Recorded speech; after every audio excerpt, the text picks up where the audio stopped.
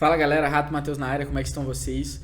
Hoje a gente vai conversar um pouquinho sobre as lições que o CZ, o CEO da Binance, está tirando dessa compra da FTX. Então fica até o final do vídeo para você entender um pouco melhor.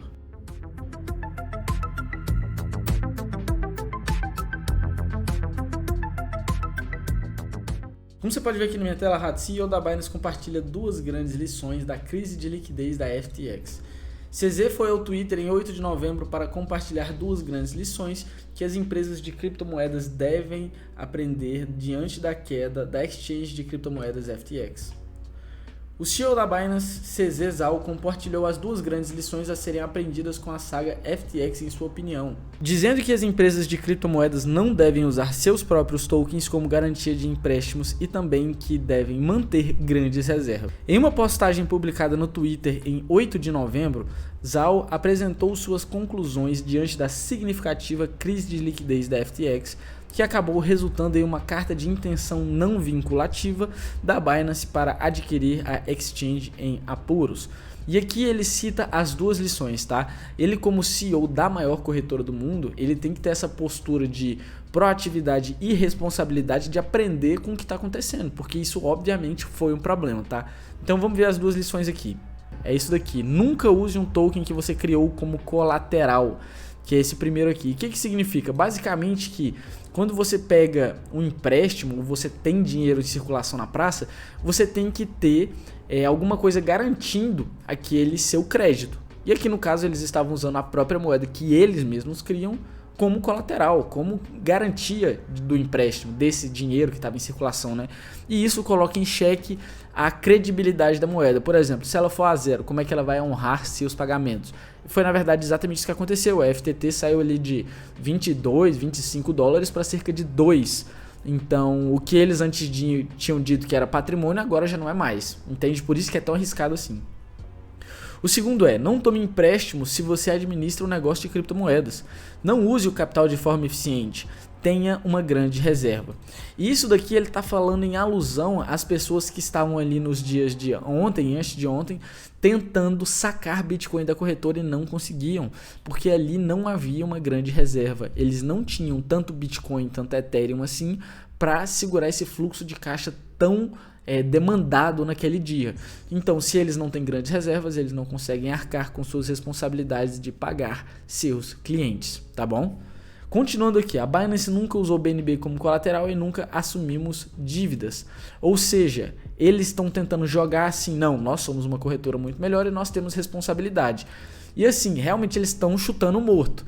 Mas é fato que a Binance nunca se envolveu num esquema como esse, num exemplo de má gestão como esse, como o que a FTX se meteu, tá? E aqui ele começa a detalhar. A primeira lição de Zhao é: não usar como garantia para tomar empréstimos um token criado e emitido pela própria empresa.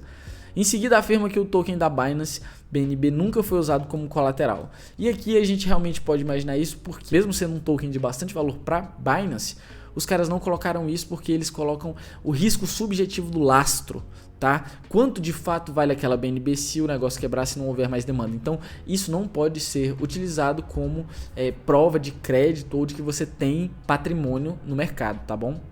Os problemas de liquidez da FTX parecem ter sido desencadeados após uma publicação de 6 de novembro em que Zhao dizia que a Binance liquidaria suas participações do FTX Token após as revelações recentes relacionadas à saúde financeira da Alameda Research.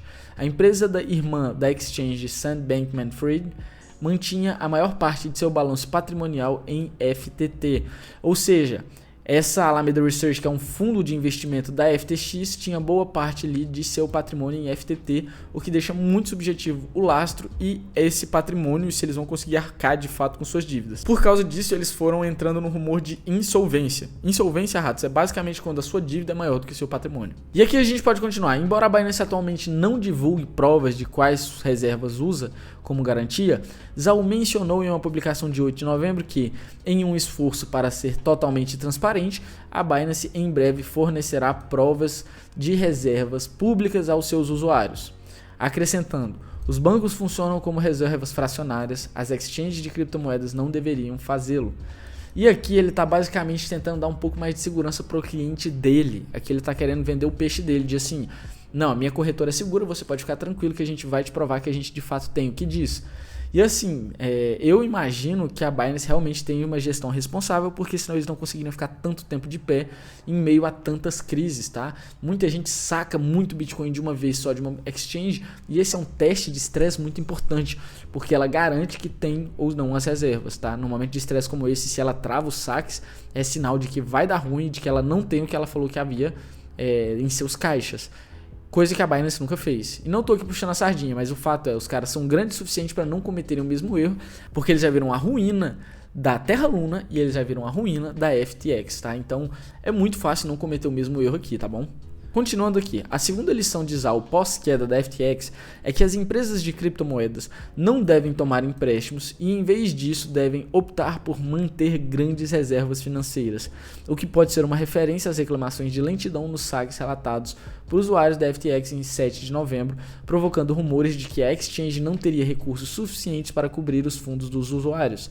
E cara, se você realmente está falando de uma corretora, é muito importante que isso aqui seja verdade, porque o medo, o pânico, o FOMO, tá? O FUD é suficiente para quebrar qualquer projeto. Então, se de um momento para o outro existe uma desconfiança muito grande e todo mundo começa a simplesmente drenar tudo que tem ali, pode ser que ocorra um teste de estresse, a exchange acabe não alimentando e fornecendo para todo mundo e vai entrar naquela espiral. E eles não vão me pagar mais, vou vender tudo. Que foi exatamente o que aconteceu com o FTT. Então, ele está falando aí dessas duas lições que eu particularmente considero muito importantes, tá?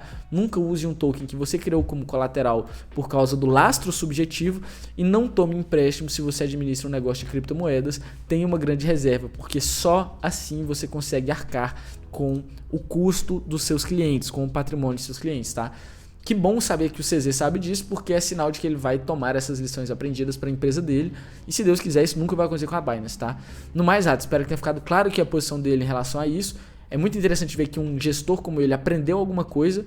No mais, se inscreve, deixa seu like, comenta aqui pra nós o que você acha da Binance, tá comprando o FTX.